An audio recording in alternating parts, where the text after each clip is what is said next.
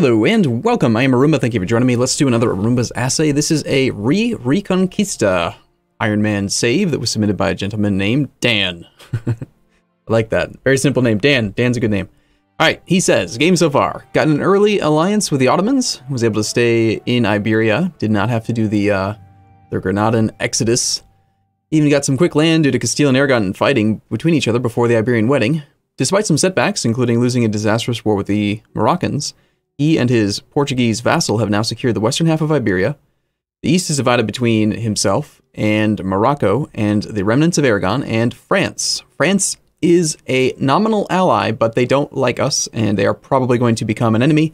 And also, they have land that we need for the Reconquista. So at some point, we have to betray France. And the main question this gentleman has is when to turn on France and how to do it without them smacking him around with their superior troops and morale. So I like this achievement because I like having an enemy that, you know, like an endgame boss like France, for example, that you have to contest with. It makes for a fun challenge. Before we talk about like how to fight France, I want to go through my normal list of like things I noticed about the save and just little minor tweaks and improvements that I might consider making. So let's begin with colonization. We have the following idea groups. We are currently Andalusia. We have Granadan ideas. And the idea groups that he's chosen so far are exploration, economic, and defensive. So we have exploration, which allows us to colonize. And again, this happens, I think, has there been a single save that's been submitted so far that I haven't said this? I think I've said this every single time. We're currently running 3 colonies with 2 colonists, which means that we are spending 4 ducats a month, an extra 100% over top of the original, to support an extra colony, which I don't feel like is the best thing to spend money on right now.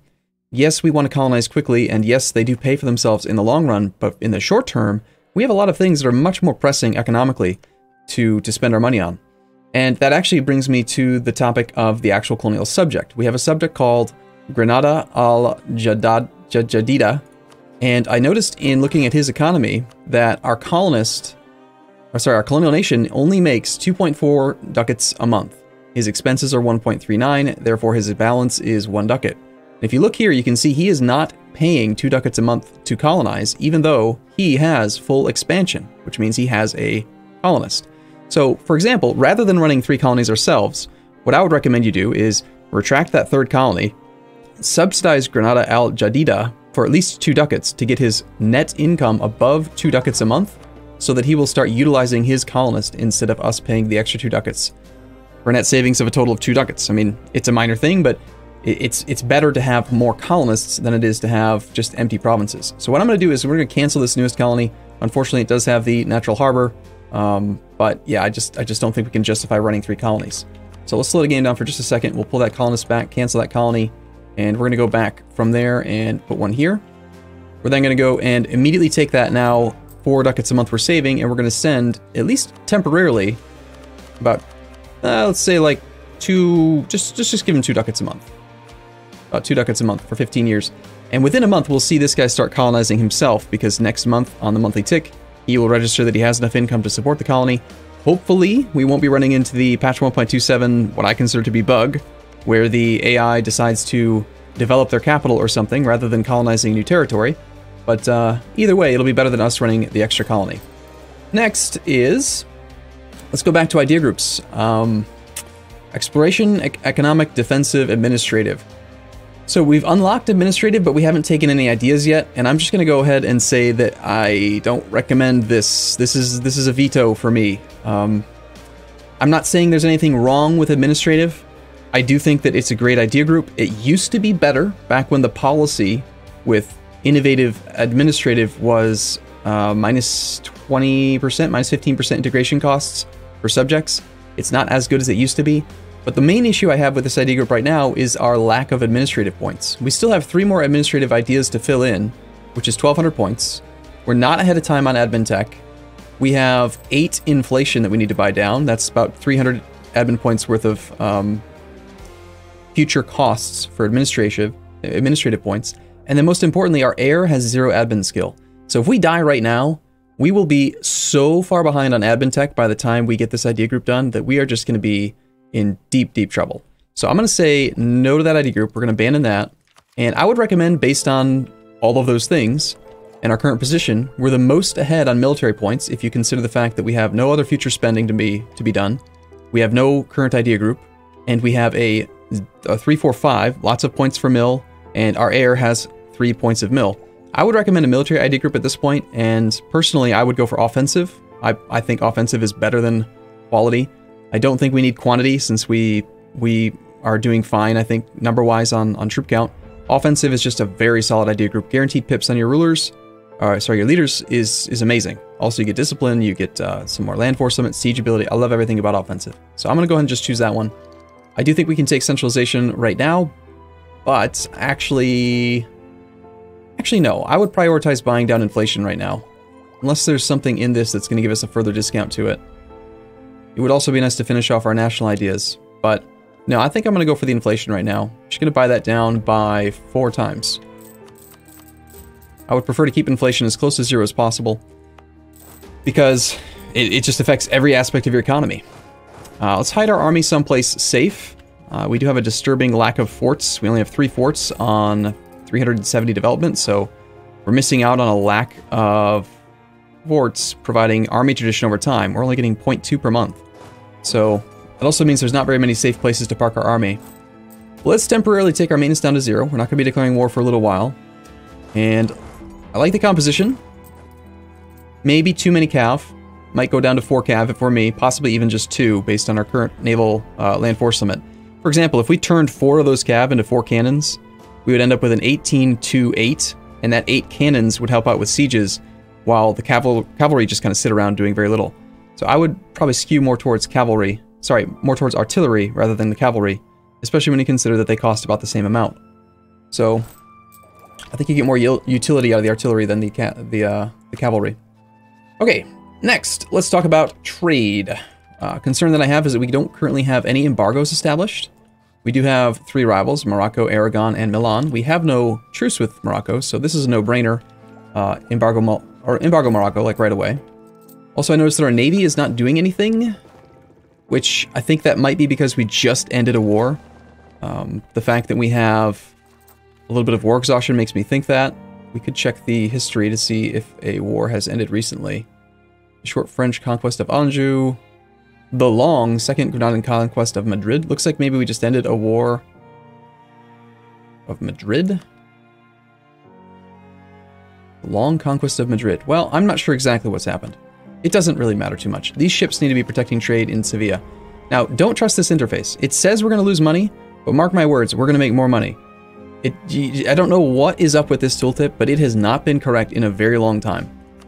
Protect trade in your primary node. It's almost always the right thing to do. And then once you get your primary node to about 70 to 80%, that's when you need to start looking to protect trade in other locations. Still on the topic of trade, embargoes, we need to let some time pass, get the other embargoes. So we've got Aragon and Milan. We have a truce with Aragon. We do not have a truce with Milan. Let's go ahead and embargo him just for power projection. We want to get that power projection. It might only be 1 point, but we need it. Okay, next we have no trade edicts on. As far as edicts go, right now we have a development edict in this state. I'm assuming this is because we just bumped the gold mine up to 10 development, which I do think is a very well done job. 0% autonomy.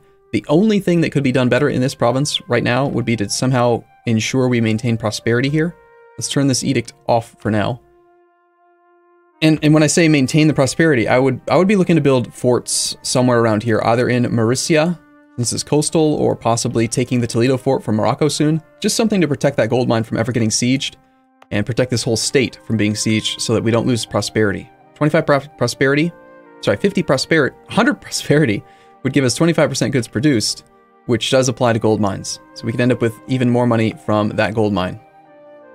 Okay, we have low-level trade centers.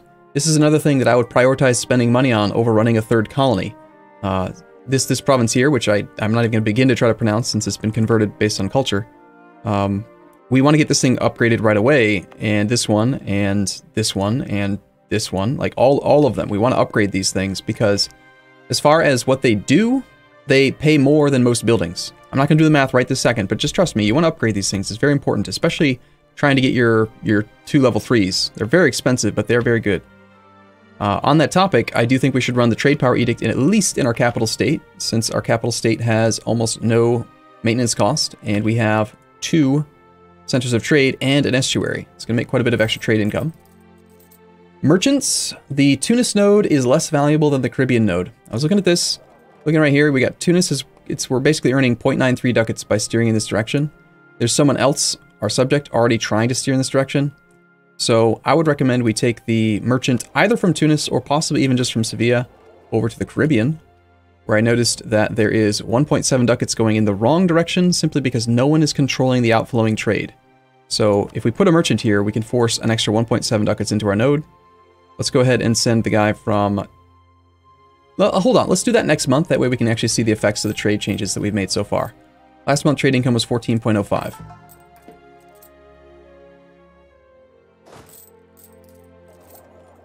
Before we let that happen, I do want to also mention that this is a little bit lower down on my list. I have a pretty long list. This might take a little while. The highest priority thing we could be spending money on right now is ships. We have a lot of available naval force limit, and a light ship will pay for itself faster than any building or any upgrade that I've found in the game. It takes like six years or less to pay for itself. Again, I'm not going to do that math on it right this second, but just trust me, build ships. Morale of armies goes down by 5, that's okay. Gain trade protection against Great Britain. And our trade income is now at 14.6.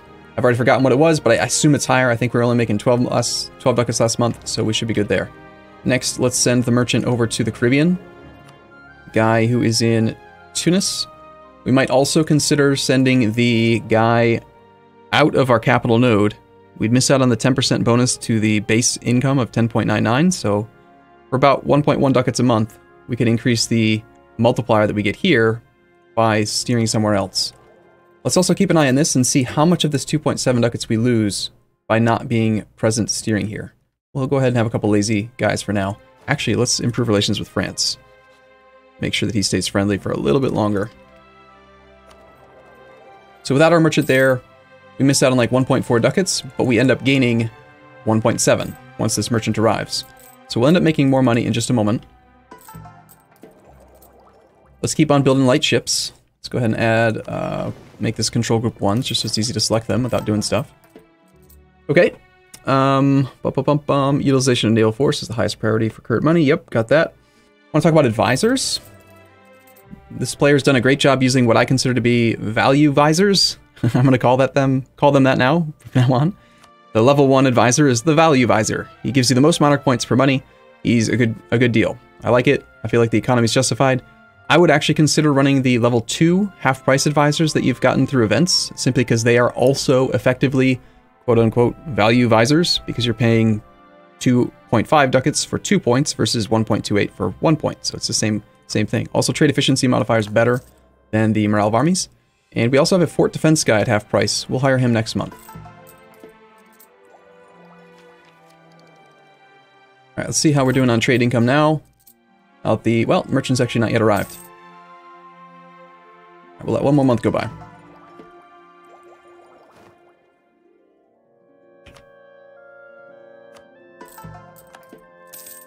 $14.3 ducats. So we're making 12 ducats a month with maintenance at 0. Let's hire that other fort guy. Get our monarch point generation up a little bit more. Natiri, not something we want to really worry about too much. Let's go check on our colonial nation, see if he's colonizing. Notice how now he is colonizing. So instead of us spending 4 ducats a month, we're only spending 2 ducats a month in subsidies, and he is now colonizing with a colonist, which gives that 22.6% chance to increase the population by 25 each month. We effectively now have 3 colonists working instead of just 2. Hopefully that is a pretty clear-cut advantage, and it makes sense. And I'm glad to see that he's actually colonizing and not trying to develop his capital. Okay, next up would be edicts, institution spread. So I've kind of harked on how bad institution spread edict is in general, at least the way the AI uses it for quite a while. But there are some locations where I think it would make sense to run it.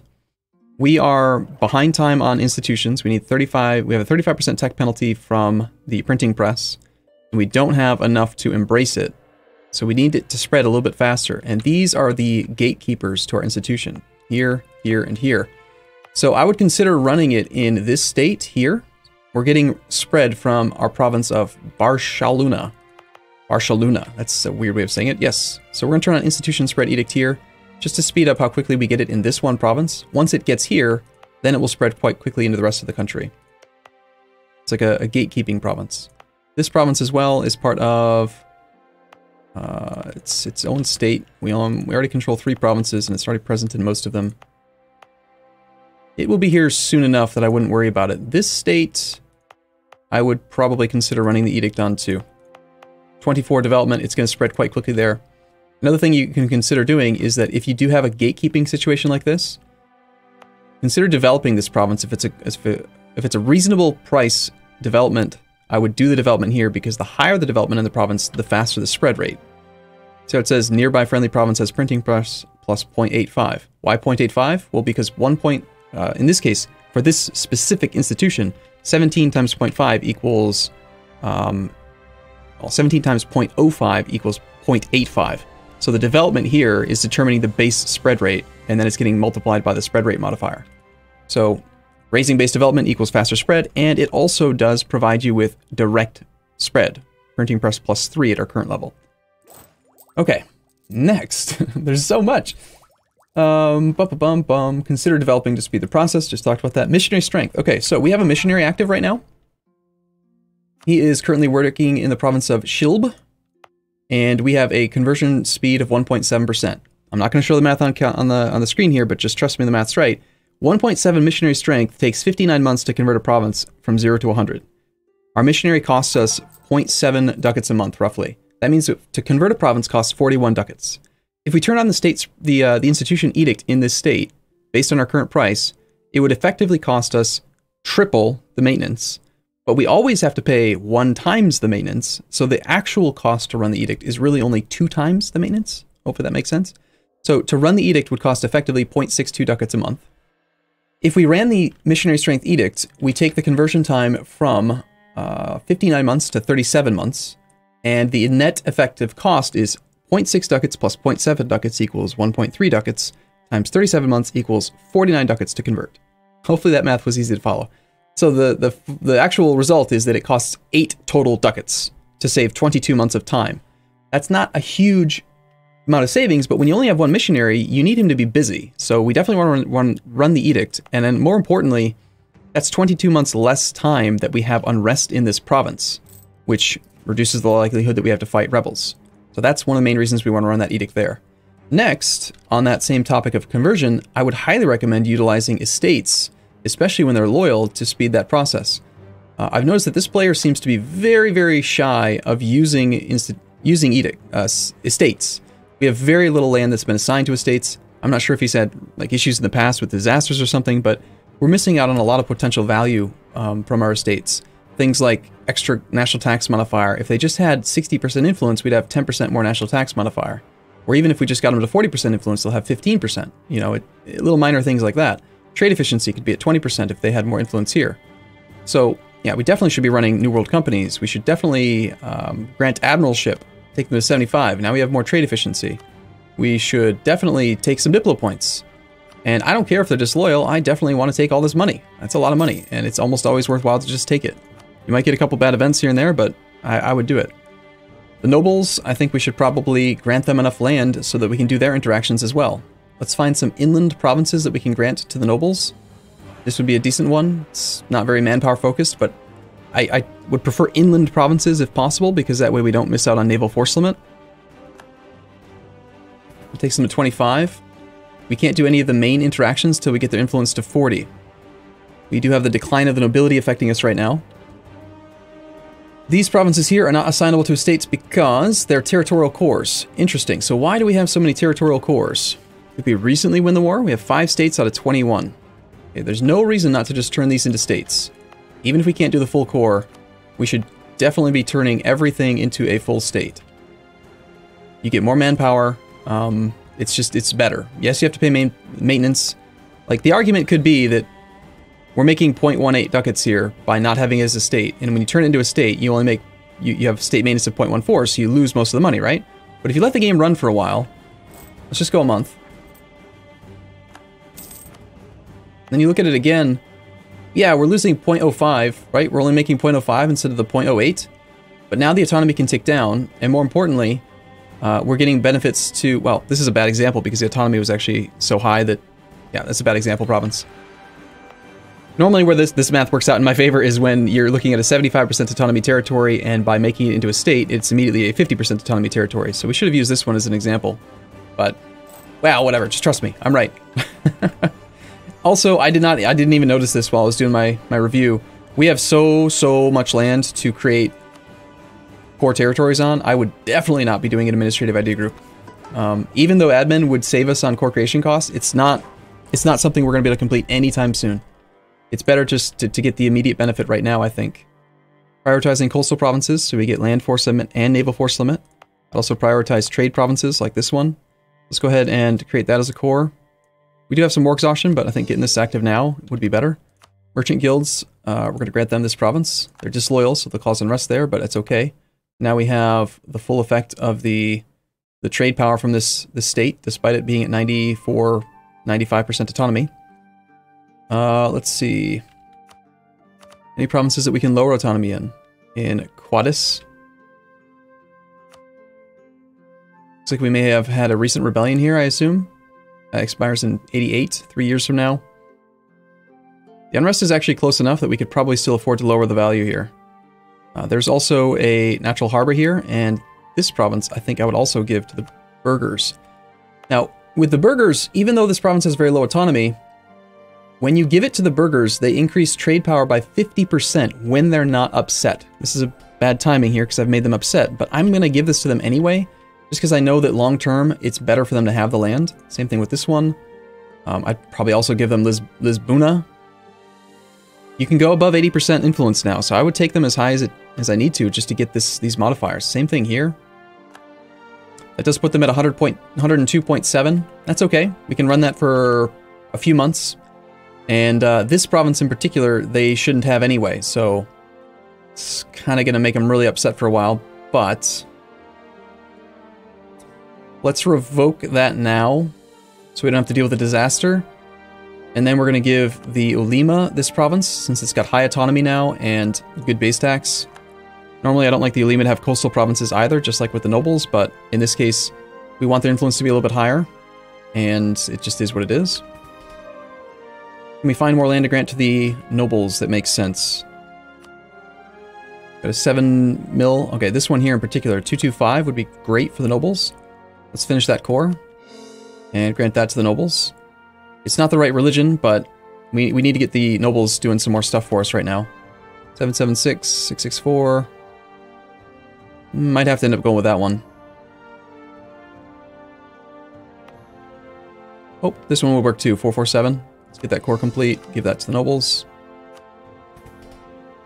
We also have access to the Dhimmi estate, but let's not worry about that for the moment. Okay, so the emirs still don't have enough influence to actually do all the clicks, but that's alright. Let's do New World missions.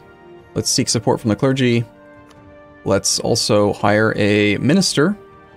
We're not actually going to use this guy, we just want to raise their influence so that we get the 75% influence number, so we get some admin points from this next upcoming click.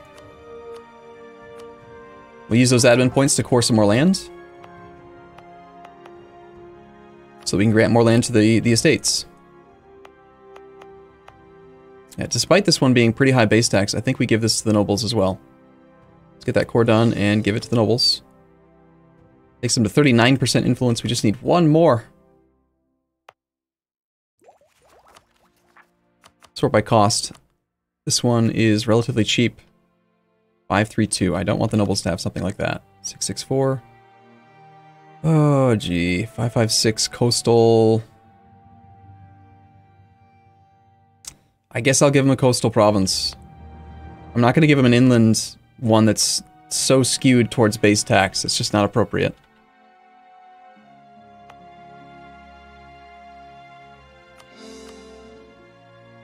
Autonomy here is actually very low. What happened with that? How do we have such low autonomy? Did we integrate Leon or something? I mean, if it's at 0%, I'm actually just going to leave it. Alright, well, we are rightly out of admin points now. We've conquered new states. Okay, we're already 25 minutes in, so I'm going to have to take a break here. I did not expect to have quite so much maintenance and looking around to do. But we will continue this and play for a little bit as well. I'll see you guys in the next episode. As always, thank you for watching. Hope you guys are enjoying these episodes, and I will see you soon.